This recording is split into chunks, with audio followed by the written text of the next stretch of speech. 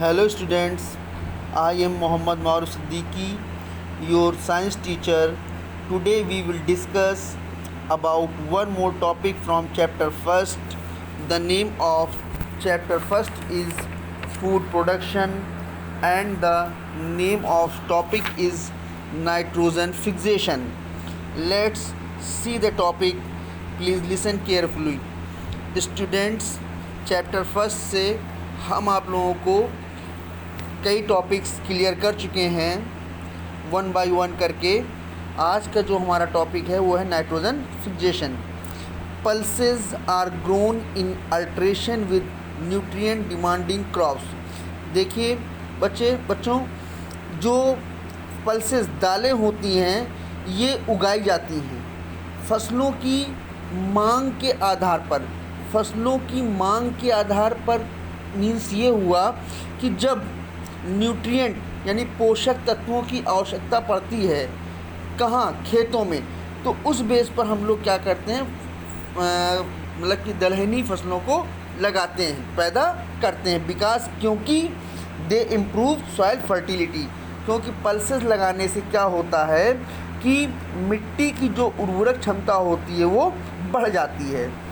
The roots of such plants, ऐसे पौधों की जो जड़ें होती हैं उनको हम लेग्यूमिनस प्लांट्स कहते हैं। इनको हम लेग्यूमिनस प्लांट्स या हम दलहनी फसल भी कह सकते हैं।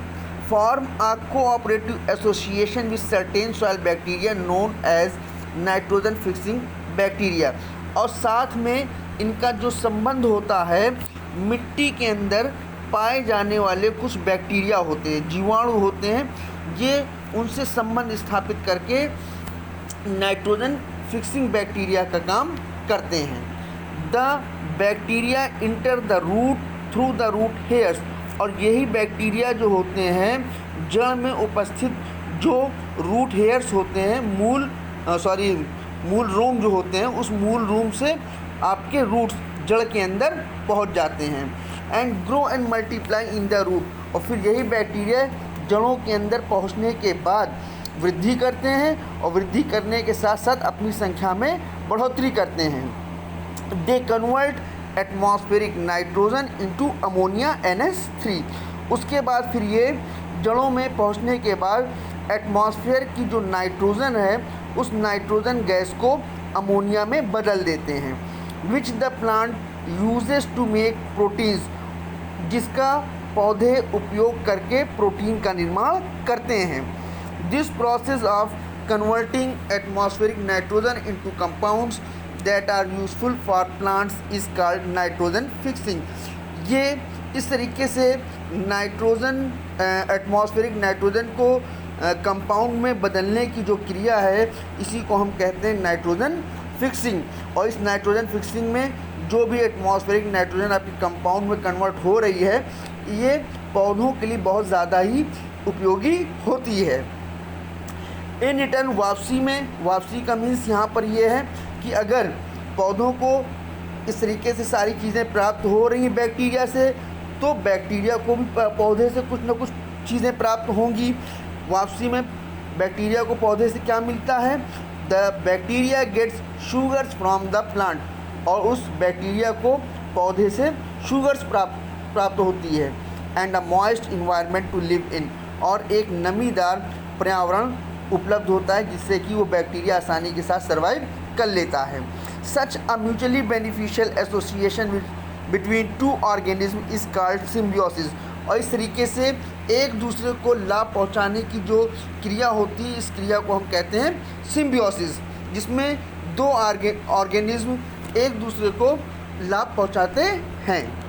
व्हेन अ प्लांट डाइज, और जब यही पौधा आपका मर जाता है तो the bacteria and a large part of nitrogen fixed by them is release into the soil.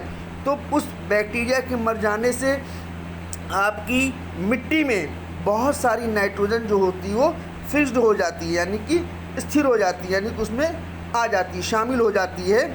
This benefits other plants, फिर उसका फ़ायदा जो होता है वो दूसरे पौधे उठाते हैं। It is estimated that about 2/3 of the nitrogen fixed by a leguminous crop, और ये अनुमान है लगभग ये है कि अनुमानित कि 2/3 जो इसका रेशियो है नाइट्रोजन का, वो लेग्यूमिनस क्रॉप्स जो आपकी दलहनी फसलें होती हैं ये मिट्टी में नाइट्रोजन की फिक्सिंग का काम करते हैं। और लेग्यूमिनस क्रॉप्स के कुछ एग्जांपल्स हम आप लोगों को यहाँ पर बता रहे हैं, जैसे कि beans, peas, grams and so on is available for the next crop. और जब मिट्टी में नाइट्रोजन की स्थिरता बनी रहती है तो फिर वो नाइट्रोजन जो होती है हमारी अगली फसल के लिए उपलब्ध हो जाती है, जिससे कि वो हमारी अगली फसल उसका यूज़ करके अच्छी से अच्छी प्रोडक्शन करती है। स्टूडेंट्स, आज हमने आप लोगों को नाइट्रोजन फिक्सेशन जो ये टॉपिक बताया है इसको अच्छे से पढ़िएगा और इसकी राइटिंग भी करिएगा। Thank you.